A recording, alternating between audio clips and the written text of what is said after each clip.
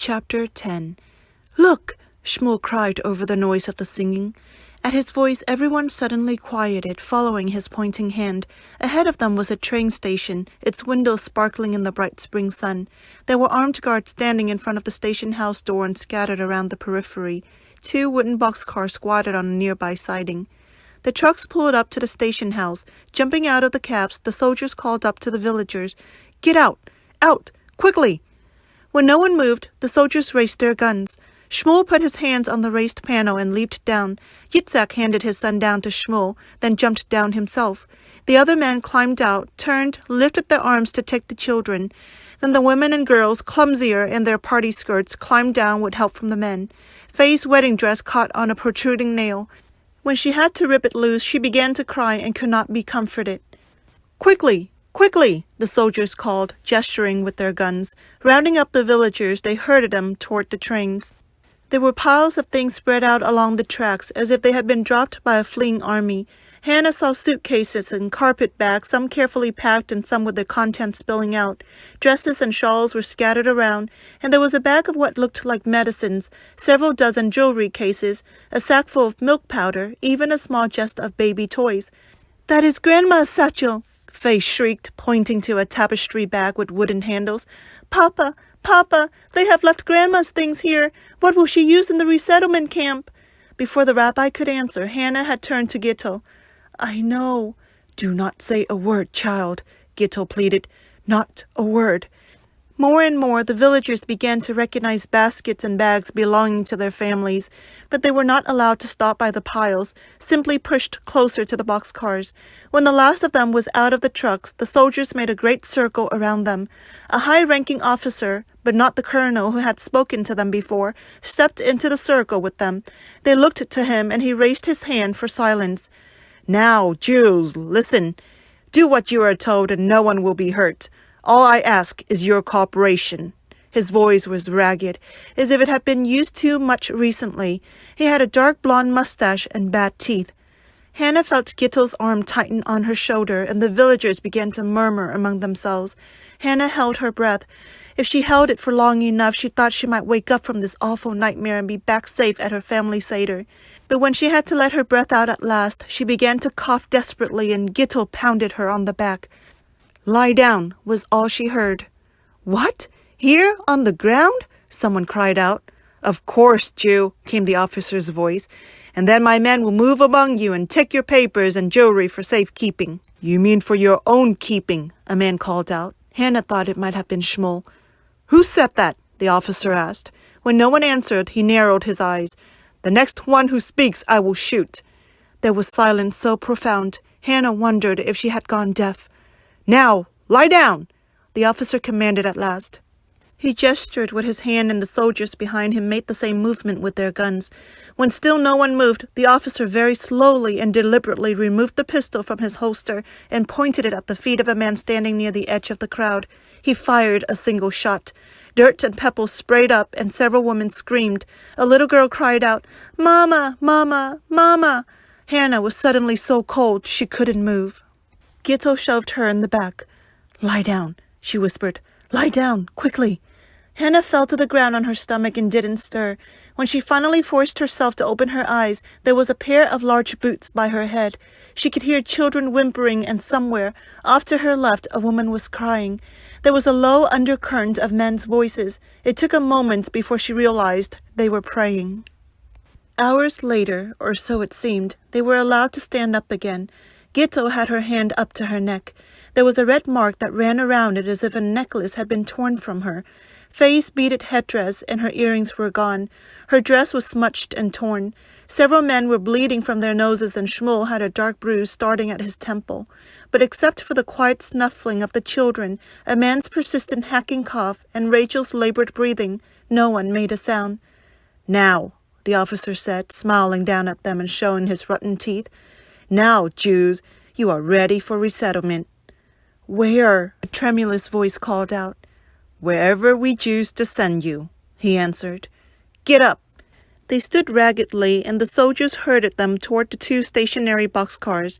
They went silently, almost willingly, eager to be as far from the officer and the soldiers' guns as they could. "But Gittel, Hannah whispered her protest as she stared at the two cars. We can't all fit in there. With God's help, Gittel mumbled, squeezing Hannah's hand until her knuckles hurt. The older people were pushed into the boxcars first, then the women and the girls. Someone shoved Hannah from behind so hard she scraped her knee climbing up. She could feel the blood flowing down and the sharp gritty pain, but before she could bend over to look at it, someone else was behind her. Soon, there were so many people crowded in, she couldn't move at all. It was worse than the worst subway jam she had ever been in, shopping with her Aunt Ave in the city. She was caught between Gitto on one side and the rabbi on the other. There were two women behind her and the boards of the boxcar by her face. By bending her good knee just a little, she could see out a small rectangular space between the boards. She'd just gotten a look when the car shifted and the door was shut and bolted from the outside. "We're locked in!" a woman screamed. "My God, we'll suffocate!" Everyone began to scream then, Hannah with them. The ones by the door hammered on it with their fists, the car rocking with their efforts, but it did no good. No one came to open the door. After a while, exhausted by all the screaming and the tears, they stopped. It was pretty dark inside the car, with only small patches of light where the boards did not quite fit together, and it was airless and hot. One of the two women directly behind Hannah smelled of garlic. Somewhere a child cried out that she had to go to the bathroom. A little while later, a smell announced that she had. "How long?" someone called out. The rabbi's voice replied calmly, "We are in God's hands now." "God's hands are very hot and sweaty," Gitto said. "How can you say such a thing?" It was Faye. Just then the car shook and everybody screamed. "I hear a train," Hannah cried out. She bent her good knee again and looked through the crack. A dark engine was coming down the track, backing toward them. "I see it!" "God's hands, my children," the rabbi said loudly. As the engine bumped against the two cars, shaking them and making it hard to stand, Hannah managed to twist just enough to speak directly to the rabbi. "Please, Rabbi," she pleaded. "We must do something, and quickly. I know where they're taking us. I am from the future, please." Rabbi Baruch cleared his voice before speaking. "All children are from the future. I am from the past, and the past tells us what we must do in the future. That is why adults do the teaching and children the learning. So you must listen to me when I tell you what we must do now is pray. Pray, for we are all in God's hands." Gitto was right, Hannah thought. God's hands were very hot and sweaty. The stench in the crowded boxcar was overwhelming, a powerful stew of human perspiration and fear and the smell of children being sick. As the train clacketed along the tracks, Hannah thought how lucky she was to be near a pocket of fresh air. Most of the others were not so fortunate. For the longest time, no one spoke, but after an hour, the silence was too depressing and voices volunteered what comfort they could. "I can see a little bit," a man near the door said. "We are passing a town. Now I see peasants in the field." Spontaneously, several voices cried out, "Help! Help us!" "Any reaction?" Yitzhak asked. "Yes, they ran their fingers across their throats." "The bastards! Do they care nothing?"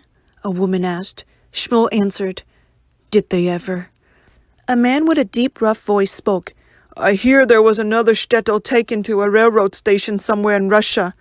"Why resettle Russian Jews? Russia is not big enough for all?" "Big enough so a story could get lost there.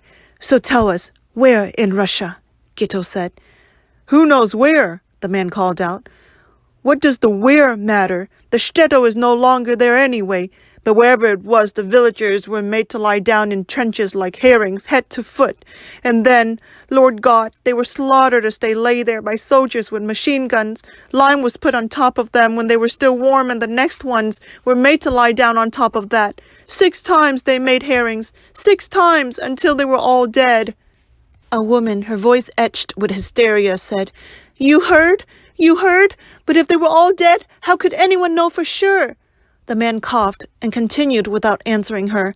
"When they made us lie down, I remember what I heard." Another woman said, "But they did not kill us, just made us a bit so uncomfortable." "Uncomfortable? They took my wedding ring. They kicked my Avram in the nose. Uncomfortable." It was a third woman. "It is just a story," the first woman said. "A nightmare. Do not tell us any more of your awful stories." The man coughed again, then said, Is it not written that we must bear witness? What witness? Faye cried. Were you there? It is only gossip, vicious, cruel gossip. Rumors, Shmuel. Tell him it is only that. Shmuel was silent. Not gossip, Faye. It's true. I know, Hannah said. Gittel pinched her above the shoulder to silence her. The man spoke again. The one who told me was a distant cousin. He knew someone who escaped. You said no one escaped, Faye put in. Hush, a woman near Hannah said. The children will hear you and be afraid. I heard, another man began. Hannah recognized Yitzhak's voice. I heard another story when I was in Lyansk buying poultry. There was a doctor, a fine man, very educated. He was operating in the hospital on a Christian woman. She trusted him more than her own, you see. And right in the middle of the operation, because her husband had called them in, the soldiers came and dragged the doctor away and killed him with his own instruments in front of his family. Did the woman die? The shiksa he was operating on? Another man asked. I hope so, a light voice chorused. No, Yitzhak said. She did not die, and she did not deserve to die. Perhaps she did not, Gittel said, but her husband did, and the soldiers, monsters. Hush, the woman near Hannah said again. The children will hear you. The rabbi cleared his throat loudly. These are just rumors and gossip. The proverbs say he who harps on a matter alienates his friend. Well, I heard, a man's voice came from the back of the car. He spoke so softly at first the people near him shushed the others so he might be heard. I heard, and reliably too, that in a town on the border of Poland, the entire population was locked in the synagogue, and then the Nazis set fire to the building. Anyone trying to jump out the windows was shot. Only there was a Pole, a good man, the Shabbos Goy, who opened the back door, so a few of the villagers escaped and were hidden by the Shabbos Goy in his own house. In his own house. I had a friend who was one of the 7 who got out. He told me the smell of people burning is not unlike the smell of cooking pigs. Ha! Said Gittel. And how does he, a good Jew, know what pigs smell like cooking? So he was not kosher, or the Shabbos Goy told him. So, how can you joke about such things? Hannah said in a very small voice. Gittel made a ting sound with her tongue. If we do not laugh, we will cry. Crying will only make us hotter and sweatier. We Jews like to joke about death because what you laugh at and make familiar can no longer frighten you. Besides, Chayale, what else is there to do? Hush, the woman near Hannah remarked again. The children! We could break down the doors and run away, Hannah said. Run away? Where, little Chaya? To Lublin? Gittel asked. To America, Hannah said. To be with Avram Morowitz? This is my home. This boxcar? Hannah whispered. Do not be impudent. To Israel, then. Gittel laughed, a strange, hollow sound. And where is Israel? She asked. Except in our prayers. Hush, the woman begged. The stories continued. Did you hear about Mostokawa? A man asked. You mean the place where they were all forced out of their houses to stand naked in the snow? Yitzhak said. Rumors, the rabbi cautioned. They were beaten, a woman said. Yes, Masha is right. Beaten unmercifully, and the blood on the snow. My uncle Moise, who was there, said was like rose petals falling. Rose petals, he said, the man concluded. No more stories, Faye shouted. Nothing more will happen to us, nothing. We are uncomfortable and crowded. We are hungry, but it will pass. We are going to be resettled, that is all, and then I will be married with a canopy. I heard, hush, hush, the woman near Hannah spoke in tired spurts of sound. The children can stand no more. My child is senseless with all this talk. A voice close to her said quietly, Let me take the child, mother. I will hold her for a while. There was a small movement as everyone tried to adjust. Oh, my God! The child is not senseless. The child is dead. Baruch Dayanim, blessed be the righteous judge. Hannah wept.